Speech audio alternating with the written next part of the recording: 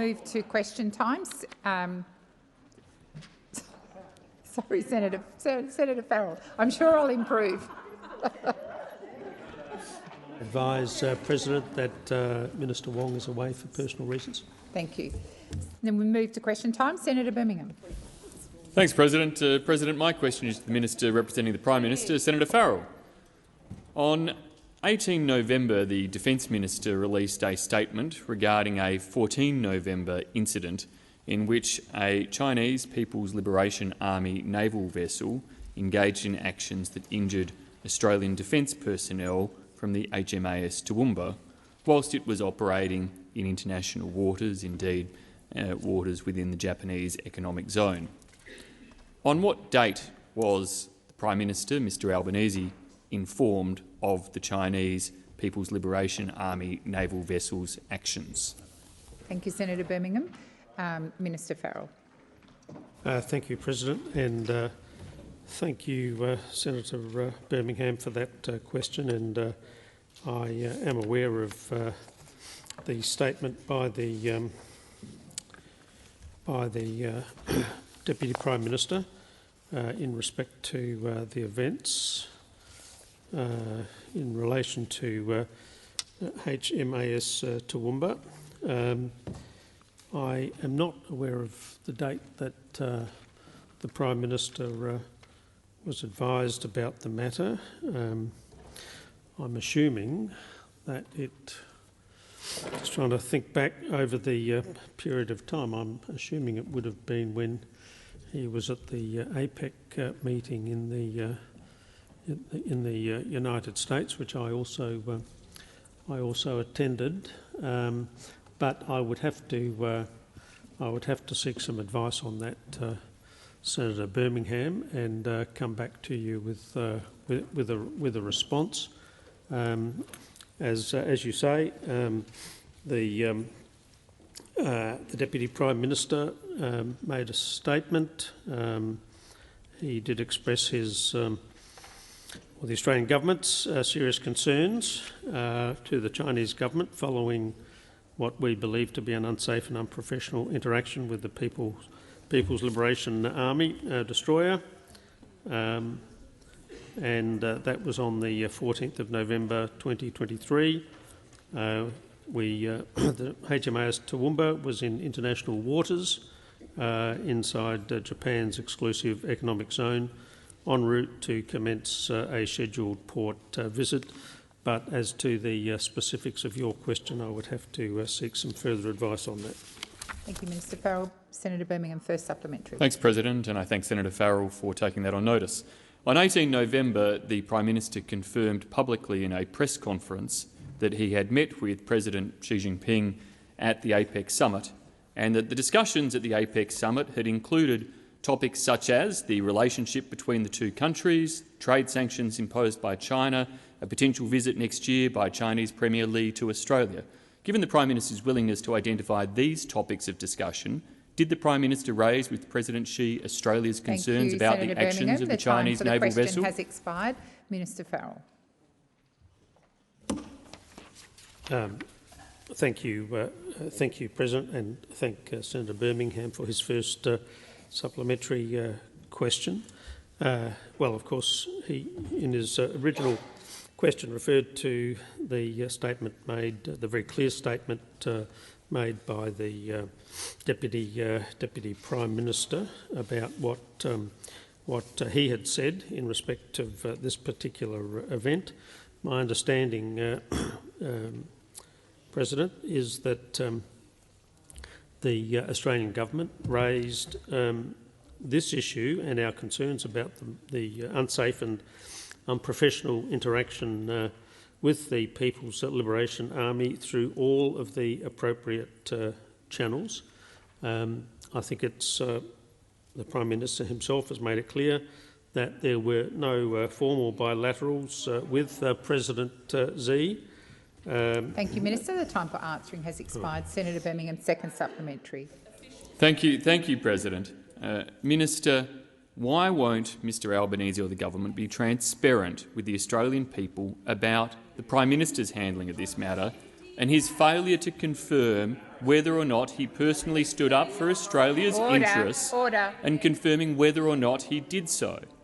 Mr Albanese was happy to list a number of topics discussed with President Xi. Why won't he be upfront about whether or not he raised this one? Is it simply because he did not raise it? Thank you, Senator Birmingham. Minister Farrell. Thank you, Senator Birmingham, for your second supplementary question. Well, I'll pick up Senator Polly's interjection there. Look, we're not going to take advice from the opposition about how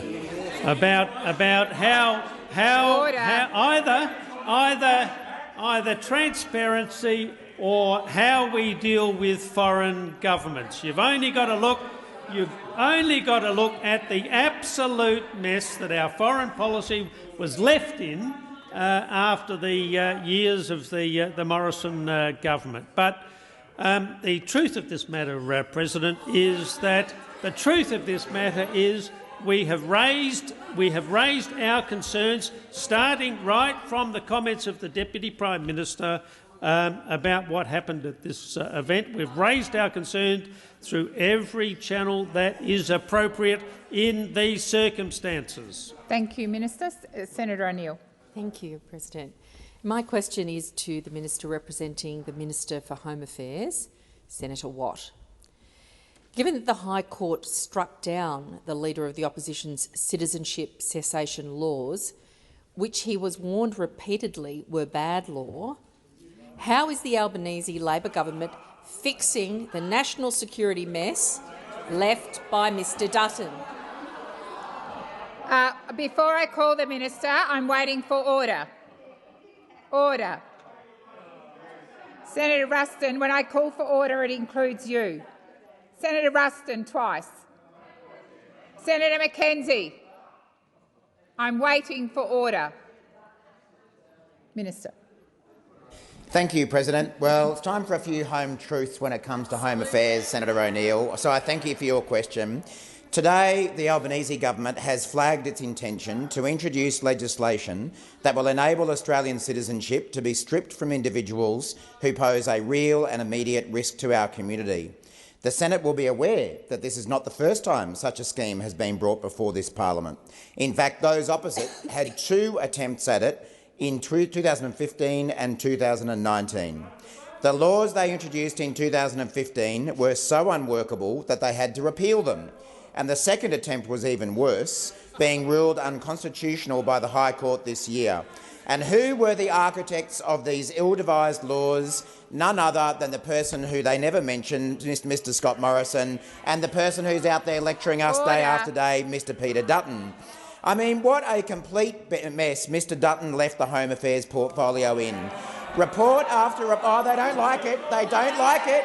They don't like it. Minister Watt. Well, let me remind you. Report after report found gaping holes in Mr. Order on my left. Order.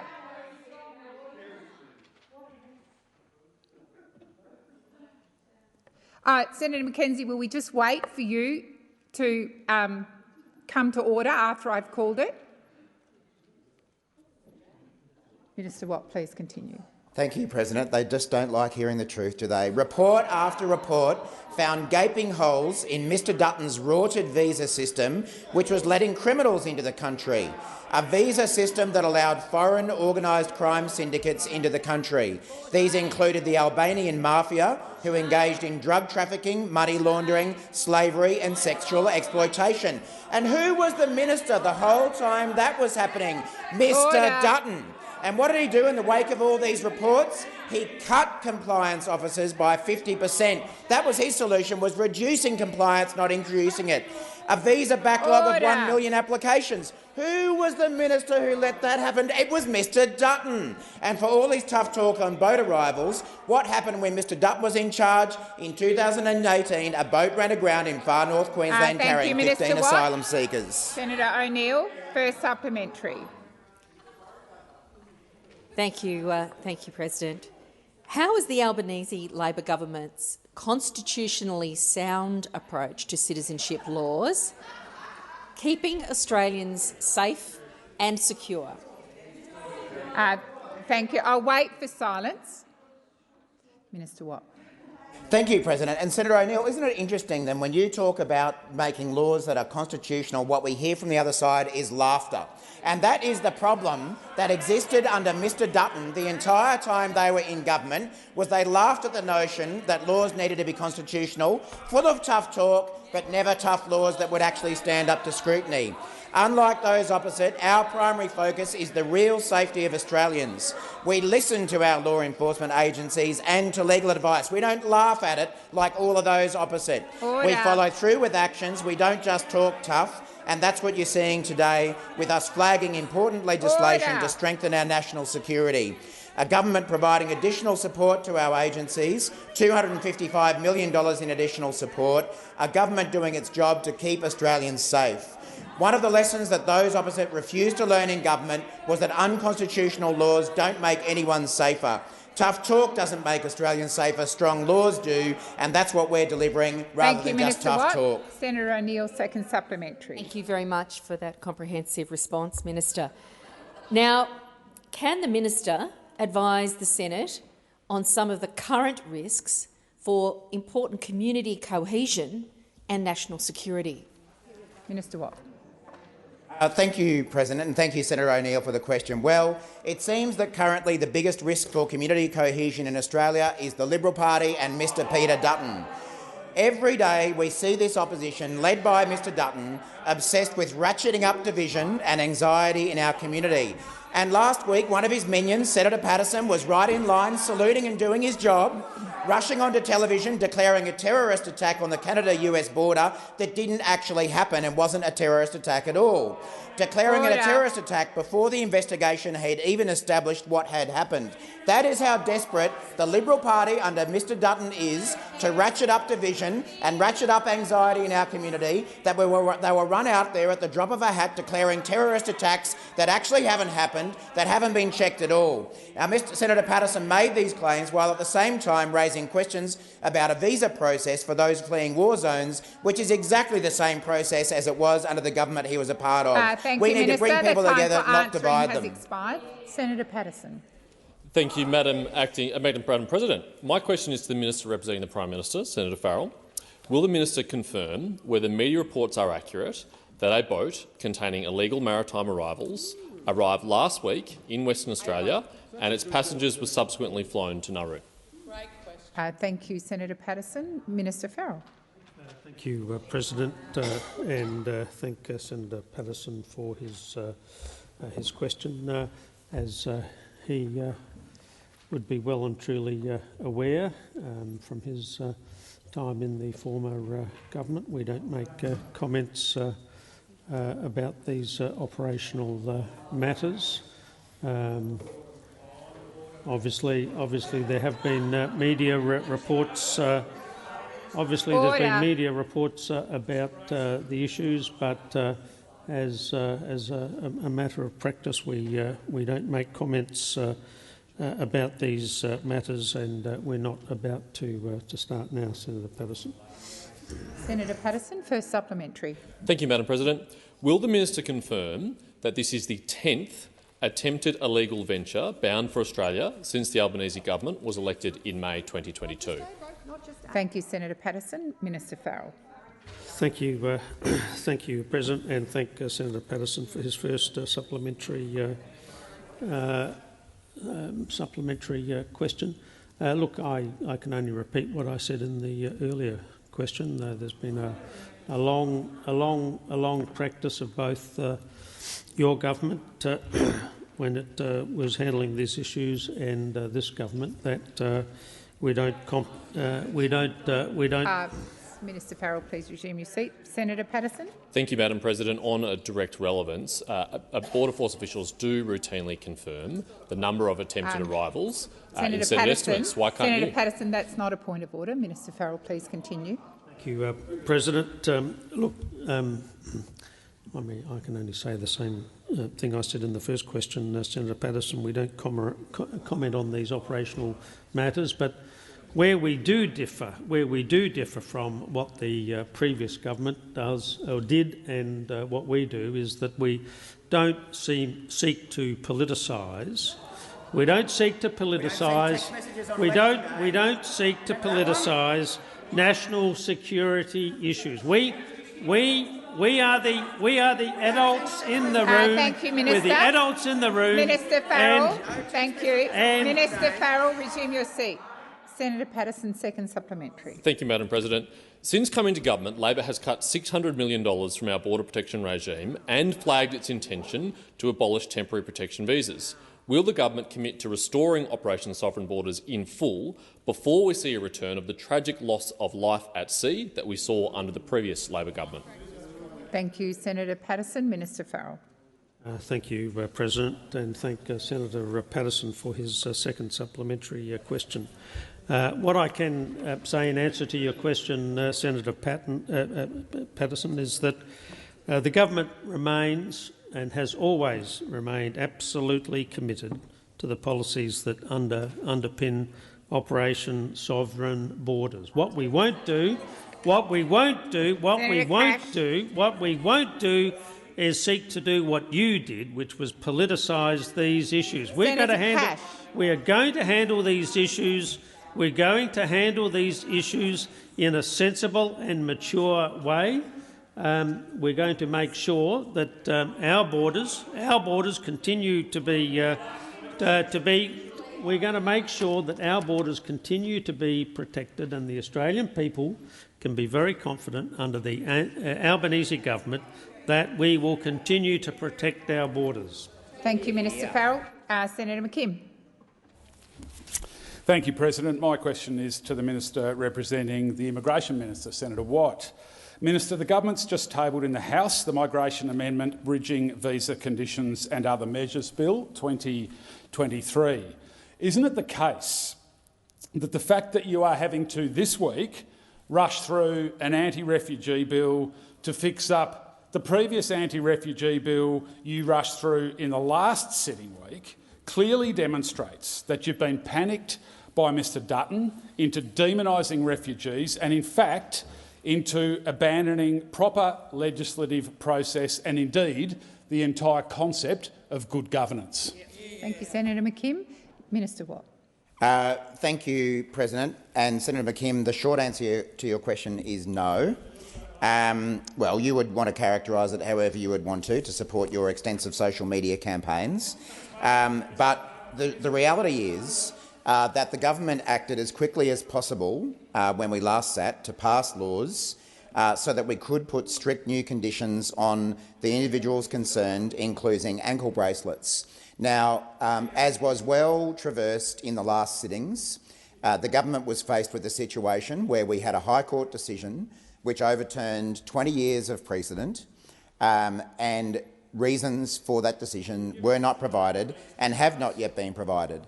And so the option we had was to do what the Greens party would have done, which was do nothing, or to actually legislate as best we could in the absence of those decisions.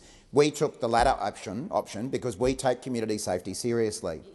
We weren't prepared to sit back and do nothing, as the Greens party would have had us do, when we were faced with a situation where now a relatively large number of individuals with, in some cases, serious criminal convictions were released into the community as a result of a High Court decision.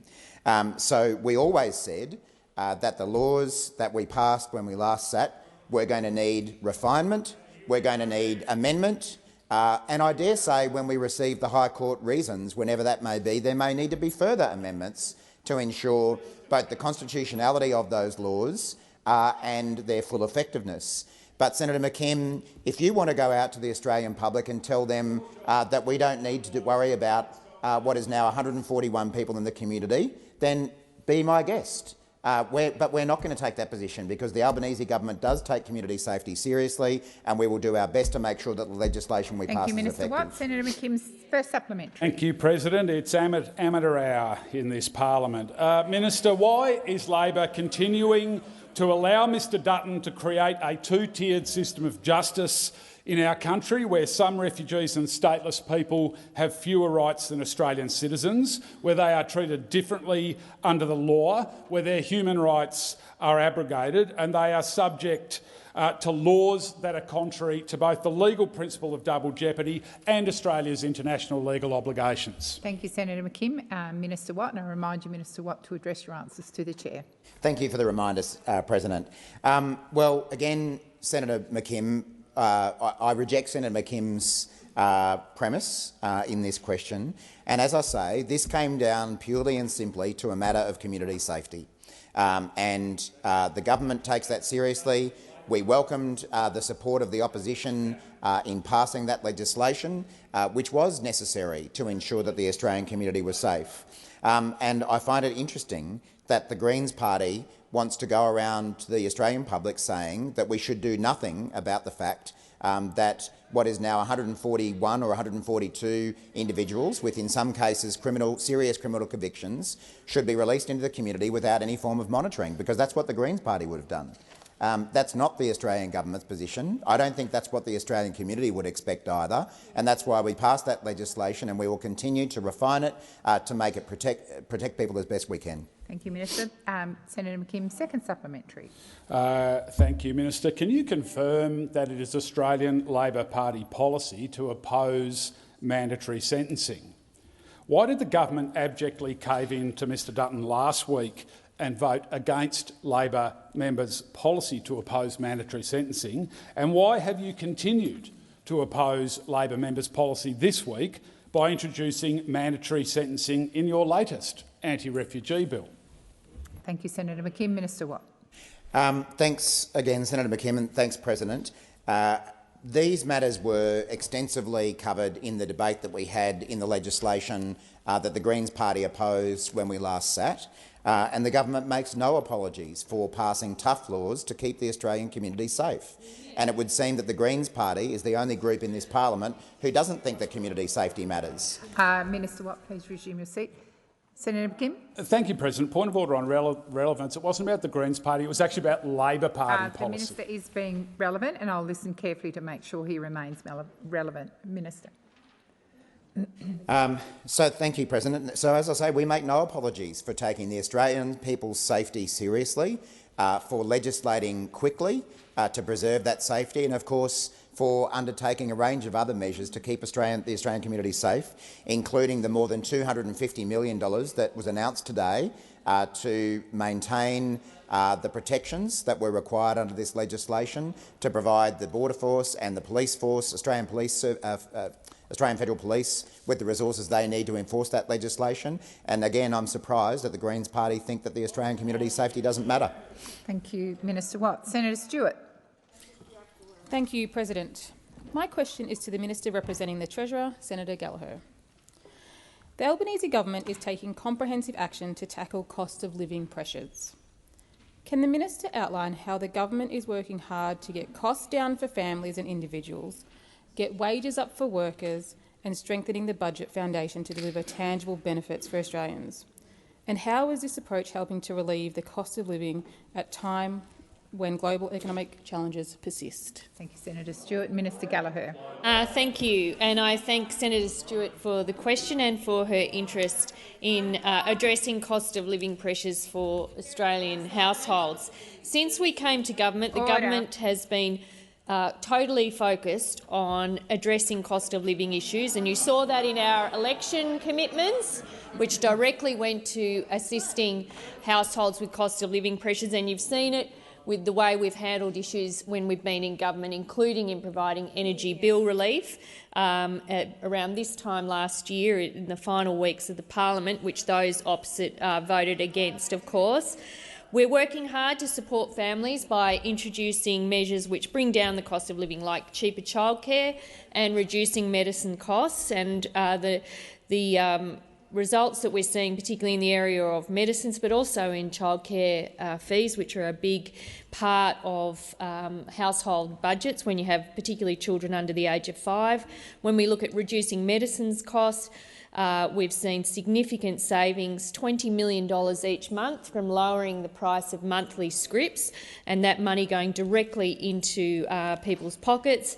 And in relation to 60-day dispensing, which again those opposite voted against, we've already seen 600,000 scripts saving $5 million as a result of the changes that we have been putting in place and for which you voted against. We are also seeing improved good results, and it is early days, in the increase that we have made to bulk billing, the increased investment that we've made to bulk billing, which is allowing more GPs to bulk bill more people. And we've been doing this because we've been taking measures to strengthen the budget so that we can find room for these important programs that assist Australians with increasing cost of living, and we will continue to do so. Thank you, Minister. Senator Stewart, first supplementary. Thank you, President, and thank you, Minister, for outlining just some of the things that we're doing in response. Minister, the government is delivering significant investment in cost of living relief, including the $23 billion package delivered by the government.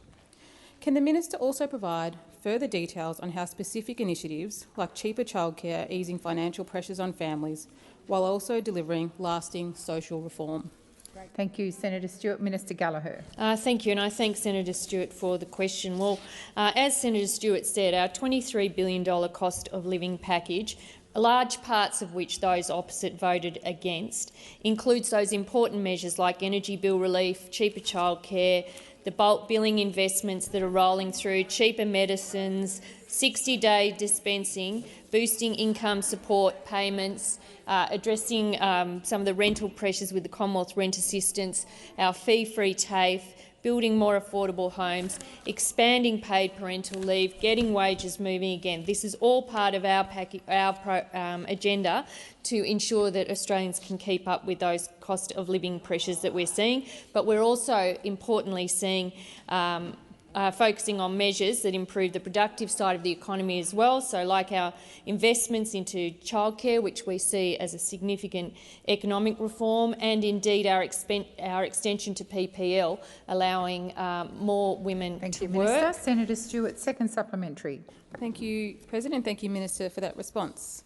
Can the minister update the Senate on how the government's policies have led to wages growing at the fastest rate in a decade? How do these efforts in securing fair pay align with the Albanese government's broader economic plan? How does this further support the efforts to alleviate cost of living pressures facing Australians and their families? Order. Order. Order. Minister Gallagher. Thank you, President. I thank Senator Stewart for the supplementary.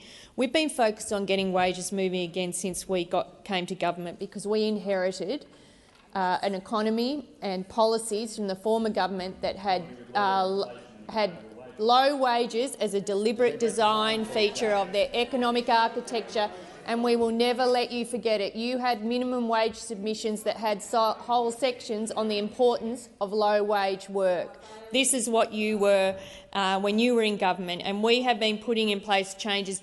Aged care workers finally getting the recognition that respect they deserve, a 15% wage increase, fully funded, highly feminised, low-paid work that had led to the significant workforce issues which led to an aged care system which the Royal Commission itself characterised as a system of neglect. That is what you oversaw, and we have put in place measures. Minister, the time for responding has expired. Senator Roberts. Thank you, President. My question is to the Minister representing the Minister for Health and Aged Care, Senator Gallagher.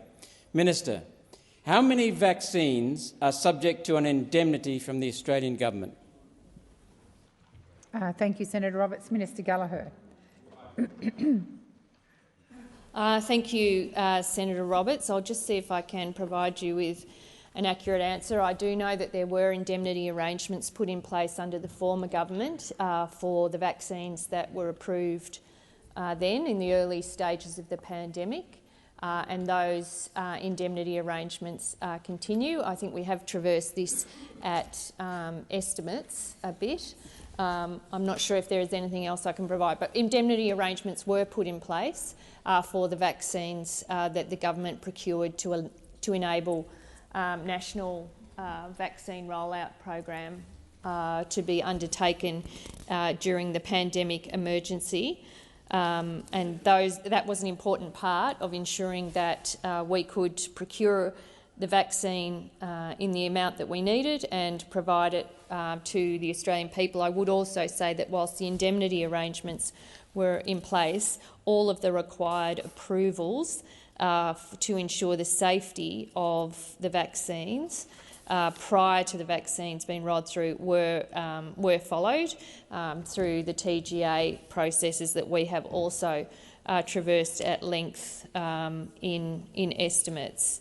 And that, I think we also have the COVID-19 vaccine claim scheme, which was also established to run alongside the national rollout of the vaccine program. And I would say that it was an important response to the pandemic to ensure that we could get as many people vaccinated as possible in a safe way, to ensure that we minimise the impact of significant disease and the at the very serious end, and also minimise the deaths that occurred from contracting COVID-19. Thank you, Minister. Senator Roberts, first supplementary. Thank you. Indemnities have been issued for 14 different COVID products.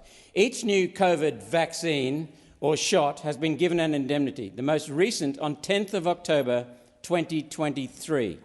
Minister, with demand for the booster down to 5.5% for those under 65 and multiple vendors, the argument that indemnities are needed to get stock is a patent nonsense.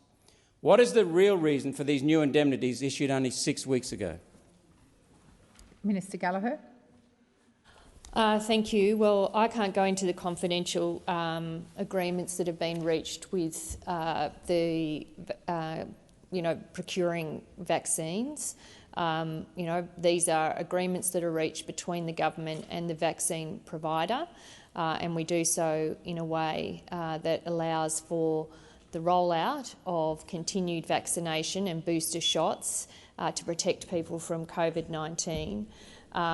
These are the arrangements that were entered into during the pandemic. Those arrangements are continuing. We think there's a very important public health reason to ensure that we are procuring vaccines and making them available for people to take their booster. And I would say that booster levels remain low, and we do want to see those increase, and that people should particularly go and get their booster if they're ready for one, or if they're 6 months past the last COVID-19 bout. Thank you, Minister. Senator Roberts, second supplementary. So, Minister, you won't explain to the taxpayers why you're using their money and putting it at risk. So let's ask a second supplementary. This government has offered Moderna an indemnity for every vaccine or shot manufactured in their new Australian factory currently under construction, including regular, non-pandemic vaccines. Minister, why has your government not been honest in telling taxpayers they are paying for new vaccine harm during the COVID period and for all time? Thank you, Senator Roberts. Minister Gallagher. Thank you. Well, I'm not sure what Senator Roberts is referring to and I reject the claim that we are in somehow using taxpayers' money and causing vaccine harm. That is not appropriate, and I absolutely categorically reject that. If there is anything further I can provide Senator Roberts around the arrangements with Moderna in particular, I am happy to arrange that. I don't have that information before me, but I do accept that governments do negotiate agreements with companies around the supply and availability of medicines and vaccines in this instance, to ensure that we are able to provide the medicines Australia needs, and also ensure that we have enough of the vaccines to provide that appropriate coverage, particularly for COVID-19 protection. Thank you, Minister. Senator Cash. Thank you. And my question is to the Minister representing the Prime Minister, Senator Farrell. Minister, your government has today admitted that over 140 detainees, including pedophiles, rapists, murderers and a contract killer, have been released into the Australian community following the recent High Court decision. How many more detainees does the government expect to release before Christmas? Thank you, Senator Cash. Minister Farrell. Thank you, President, and thanks, Senator Cash. her question. She does correctly identify the number of people that have. Well, I'll give credit where credit due. It so infrequent, Senator Cash, that it's worth observing. But the government has responded very quickly to the issues that have arisen as a result of the decision of the High Court last week, and we have done this in a very quick and prompt fashion, and I have to. Minister Farrell, please resume your seat. Senator Cash. Thank you. As a point of order in relation to relevance, the question was in relation to how many do you intend on releasing in the lead up to Christmas? And there was a few sentences before then, Senator Cash, that went to how many which had been released, and that's the part the minister's responding to. But I will continue to listen carefully, and if the whole question isn't addressed, I'll draw that to the minister's attention. Minister Farrell. Thank you, thank you, President. Well, as I said, I did acknowledge that 141 people have been released. Of course, the actions of the government in seeking to address the failures of the legislative program under the former government will hopefully lead to a situation where we can properly address this situation. We've introduced strong laws designed to protect the Australian community, and of course, as we've heard today, the Minister has boosted funding for the ABF, the AFP and the CDPP to enforce these laws. Senator Cash. Thank you. And again, it's a point of order in relation to relevance. And with all due respect, 1 minute and over 30 seconds in, how many more does the government expect to release before Christmas is the question. I will draw the minister to the second part of your question. Senator Cash. Minister Farrell. Thank you, President. Well, I just don't think Senator Cash is listening to my. I'm listening to my response because what the government has done, and to their credit, to the support of the opposition, is to introduce laws that Thank you, Minister. The time for answering has expired. Senator Cash, first supplementary. Thank you, Minister. Your government has today admitted that 4 detainees have refused to have tracking devices attached to them. Have any of these detainees been charged with breaching the new criminal provisions of the Migration Act? Are any of them now being held in custody? And is one of the detainees' whereabouts unknown to authorities? Minister Farrell. Thank you, President, and thank Senator Cash for her first supplementary question. My understanding is that the individuals that you're talking about have been referred to the police for action to be taken by the police in respect of these matters. Had your legislation, the legislation that Mr. Dutton rushed through the Parliament without due consideration for the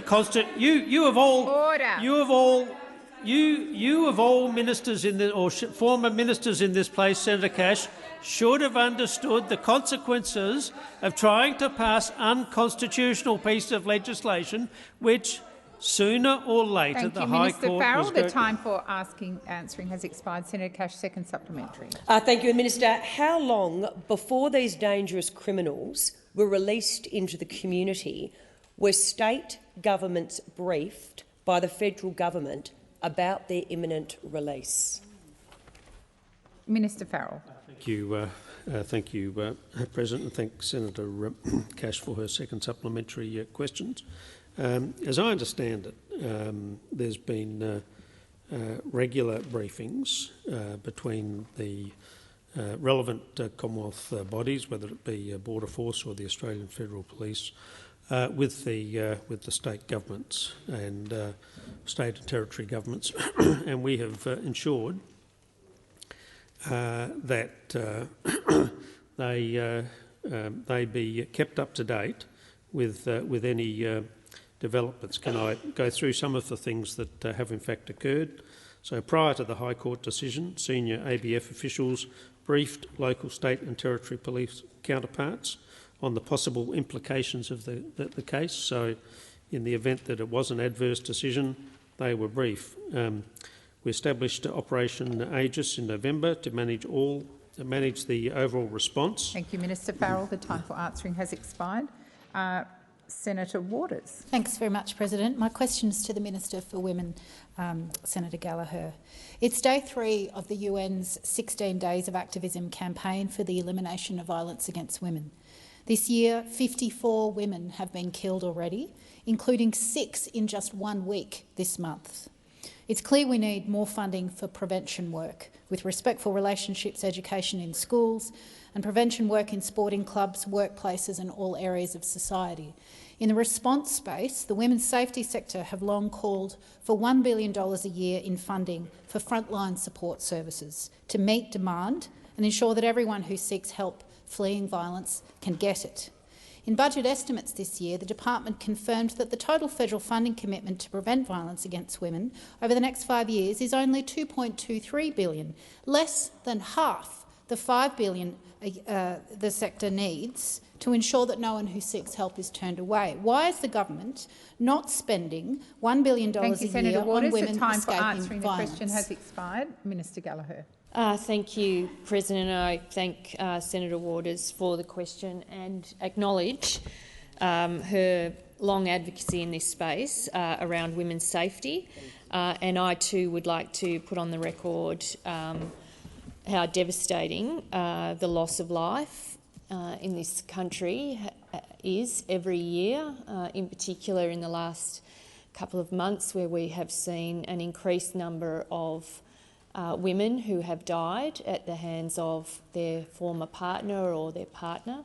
It is a massive problem in this country, and you know, whilst government can't, and I will come to your question, Senator Waters, but this is a national problem that requires all parts of community and the economy to work together to get rid of the attitudes and the views that lead to this type of violence against women and children. And it's not just the women who have died, although obviously that is devastating in itself. It's the hundreds and thousands of women and children who are hospitalised and homeless and fear for their lives every day from living in such a violent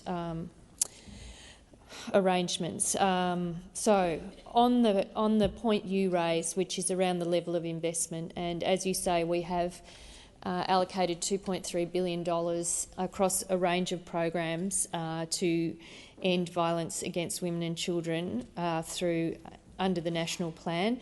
And we will always, Minister Rishworth, myself, Minister Elliott, continue to work with states and territories to identify other areas of need, and all governments are working together to look at how we can end violence against women and children. Thank you, Minister. Sorry, I will. Senator Waters, first supplementary. Thanks, President. After years of the Greens and many organisations calling for a national toll of women killed by violence to be collated and publicised by government rather than simply relying on volunteer orgs to do that work, over the weekend the government announced what seems to be a version of that, a dashboard for official reporting on intimate partner homicide, which will provide quarterly updates from mid-next year. How much funding has been allocated to this? Why is it only reporting quarterly? Why the 7-month delay until it starts? And how will the figures be publicised to help drive change? Thank you, Senator Waters. Minister Gallagher. Thank you. I'll come back if there's anything further I can provide, but you are right. This is one of the issues that the Ministers for Women's Safety and yourself and others have been calling for, because there is a range of organisations that report numbers of deaths and homicides against women, but a number use different information, and trying to get a picture of the exact information with a definition that people agree on has been difficult, but as part of it, that the dashboard will be introduced. I think the time is about putting in place all the systems to ensure that that reporting, particularly from states and territory, is accurate. It's being developed by the Australian Institute of Criminology. It will be able to provide us with more up-to-date figures, which is part of understanding the extent of the problem. Thank you, Minister. Senator Waters, second supplementary. Thank you, President. We think we know that gender inequality drives domestic, family and sexual violence, but when less than 2% of perpetrators ever have contact with the police or the criminal justice system, there's a lot more we need to understand about what drives perpetrators. We need a national prevalence study like the Perpetration Project. Will the federal government fund and commit to a repeatable national prevalence study on the perpetration of domestic, family and sexual violence? Minister. Thank you. And this is in Minister Rishworth's portfolio area. So if there is further work, if there's anything further, I will come back on. I know that Minister Rishworth has been looking at the issue of perpetrators and perpetrator programs, and in fact it's an important part of the National Plan to End Violence Against Women and Children. And I know that the sector itself has been very keen to see more happen in that space, but I don't have anything further to add for you. But I will see if Minister Rishworth if I can, through Minister Rishworth, provide any more information. And I would also say we are working nationally to improve the police information that is provided to police around the country in real time, so that some of those issues about crossing jurisdictions and women's safety can be addressed. Thank you, Minister. Senator Still. My question is to the Minister for Trade and Tourism, Senator Farrell. Earlier this month, the Minister visited the United States for this year's APEC summit in San Francisco.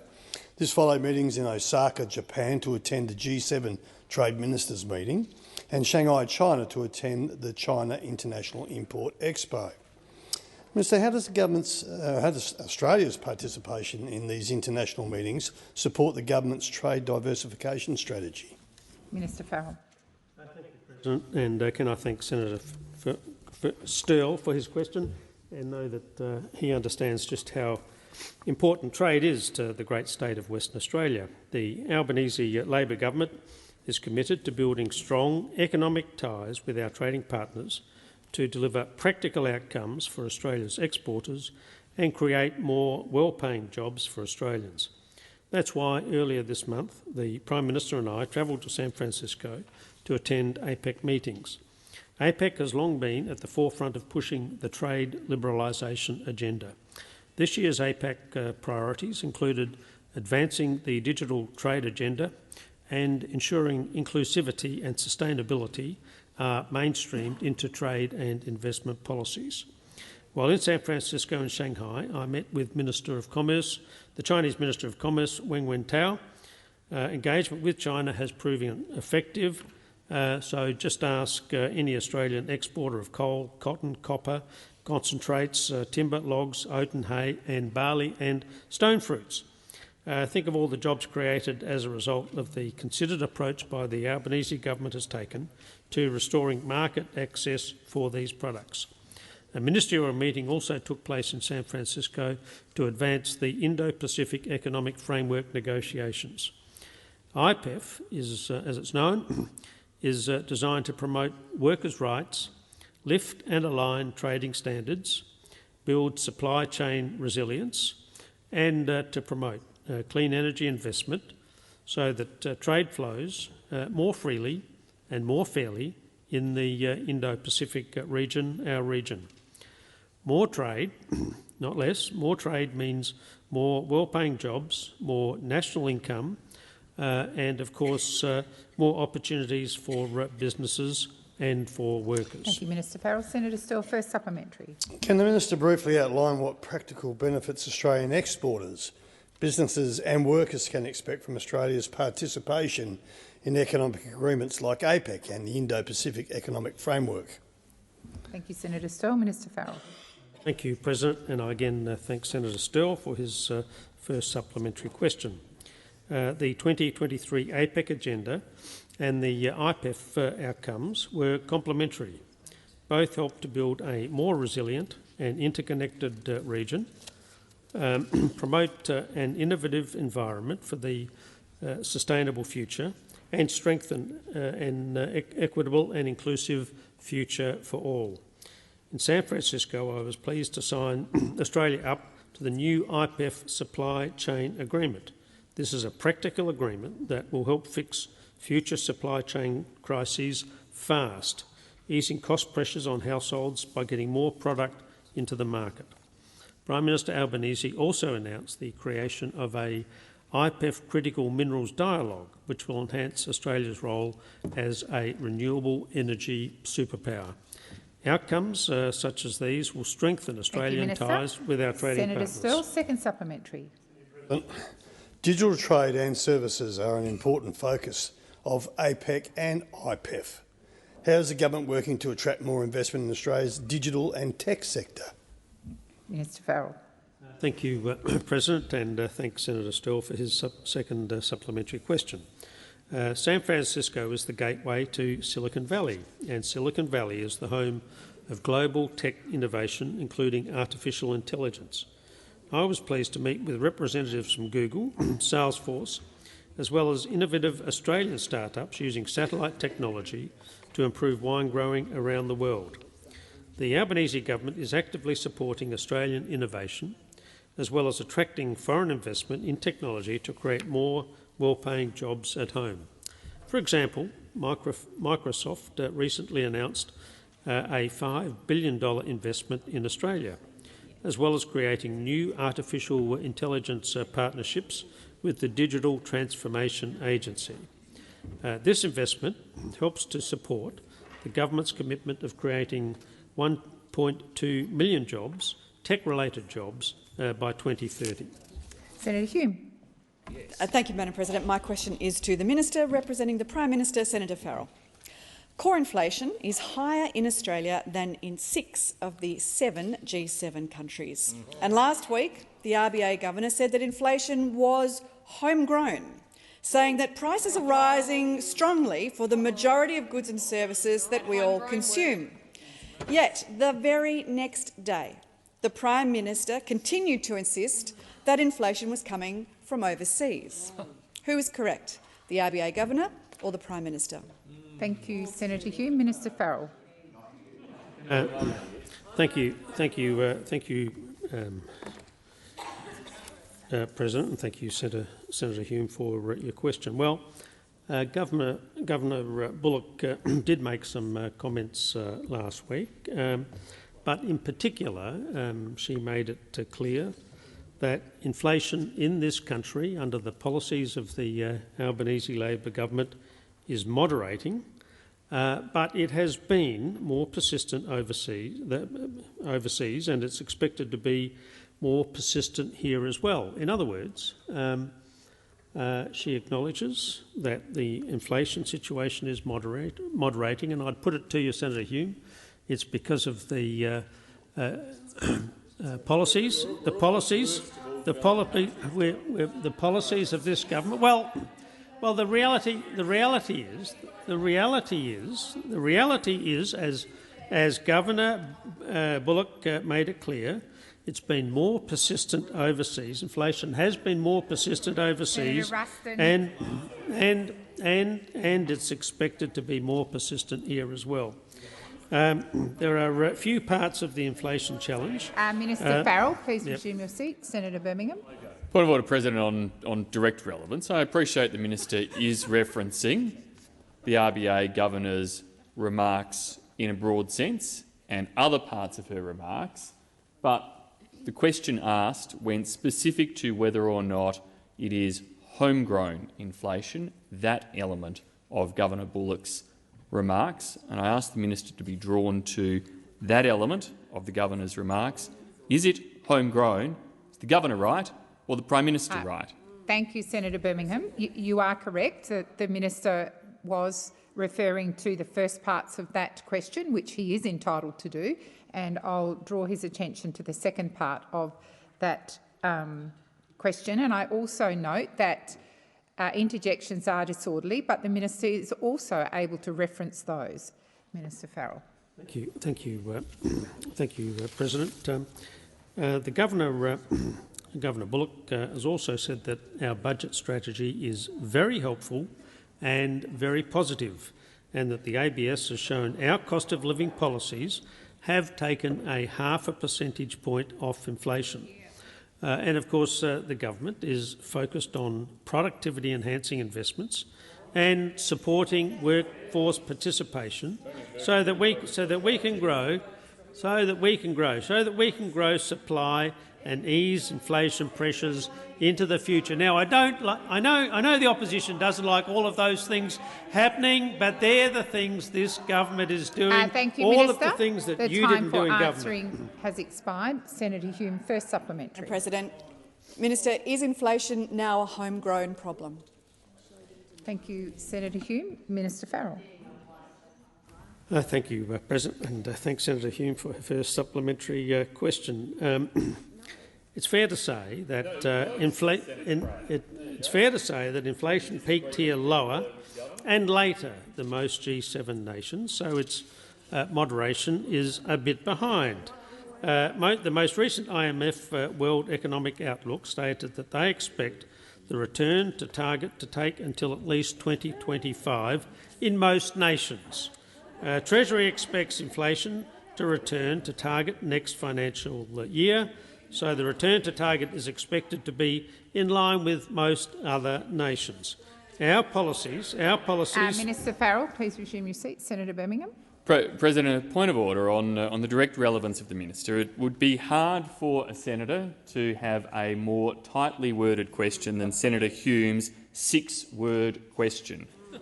Is inflation now a homegrown problem? Now, Senator Farrell is going vaguely around issues of inflation in every possible way, but addressing the actual question that Senator Hume has asked.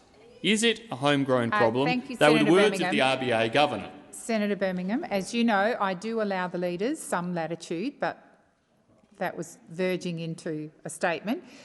Minister Farrell, I will draw your attention to Senator Hume's question.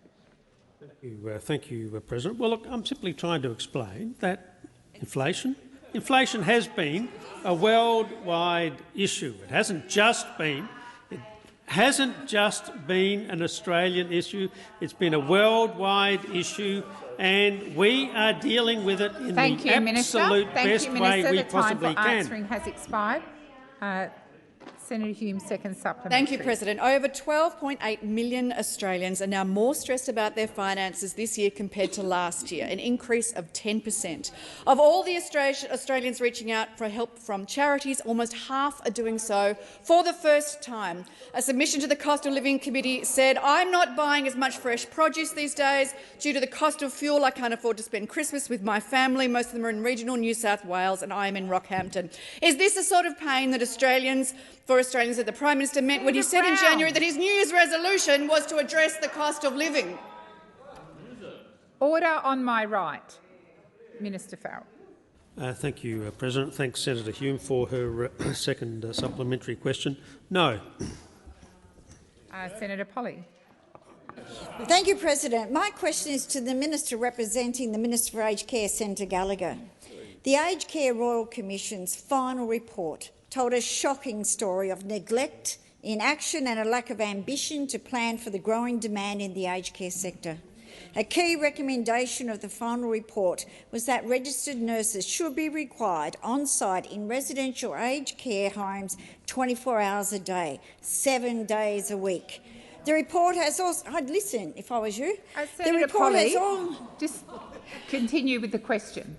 The report has also recommended the introduction of the minimum care time for registered nurses, enrolled nurses and personal care workers. How is the Albanese government delivering its election commitment to put nurses back into nursing homes? Thank you, Senator Polley. Minister Gallagher.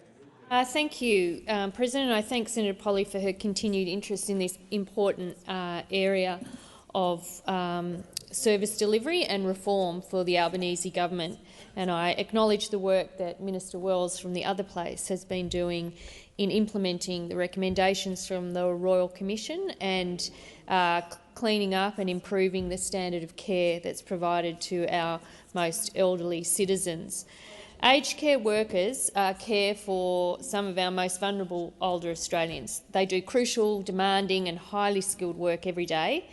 And the Royal Commission into Aged Care Quality and Safety found that unacceptable staffing levels in aged care homes had created horrific environments of substandard care caused by a lack of ambition to plan for growing demand in the sector. That's why we acted very quickly to lift the standard of care and implement the recommendations of the Royal Commission to make sure that aged care residents get the clinical care they need. On average, there is now a registered nurse on site in aged care 98% of the time in Australia, or 23.5 hours a day. 88% of all homes that reported data have a nurse 24/7, and the majority of remaining homes are extremely close to meeting that target. We're also seeing improvements in the amount of care being provided by registered nurses, enrolled nurses and personal care workers. Our data shows that older Australians are receiving an additional 1.8 million minutes of care every single day under the Albanese government. Senator Polley, first supplementary. Thank you, Minister. Just another mess we have to clean up. Can the Minister inform the Senate how the government's work to build the aged care workforce is helping to deliver Labor's promise to lift the standard of aged care in Australia? Thank you, Senator Polley. Minister Gallagher. Thank you, President. Our commitment to build a skilled aged care workforce is having a real, tangible effect on the ground. In the past year, there has been a reduction in the number of pressure injuries, significant unplanned weight loss, falls, polypharmacy, in the use of antipsychotics and in the use of physical restraints in aged care. We're also seeing improvements in the star ratings data with fewer 1- and 2-star ratings and more 4- and 5-star ratings. And that's what 24/7 nursing has always been about, building trust, fewer falls, fewer injuries, fewer avoidable hospital admissions and more older people feeling safe and respected in aged care.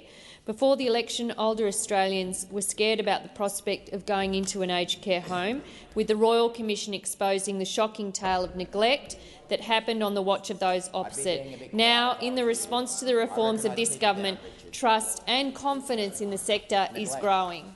Senator Polley, second supplementary. Thank you, Minister. Can the Minister advise how the government is recognising the hard work of aged care workers who are helping the government lift the standards of aged care in this country? Thank you, Senator Polley. Minister Gallagher. Thank you, and I thank Senator Polley for that supplementary. And yes, I can. Aged care workers for way too long were underpaid and undervalued for their crucial work. In fact, they were some of the lowest paid workers in the economy, and is it any wonder that we saw people leaving the sector to find jobs elsewhere? In the May budget, we funded a historic pay rise for aged care workers, 15% increase to the award minimum. And because of this pay rise, personal care workers are now taking home up to $7,300 more each year than they were getting under the former government. Registered nurses are taking home up to $10,000 more each year. We're seeing the difference that this is making to recruitment and retention. Data from Seek.com shows a 72% increase in applications per job advertisement for aged care nursing roles from January 2023 to June 2023. Thank you, Minister. Senator Farrell. Thank you, President. I request that further questions be placed on the noticed paper.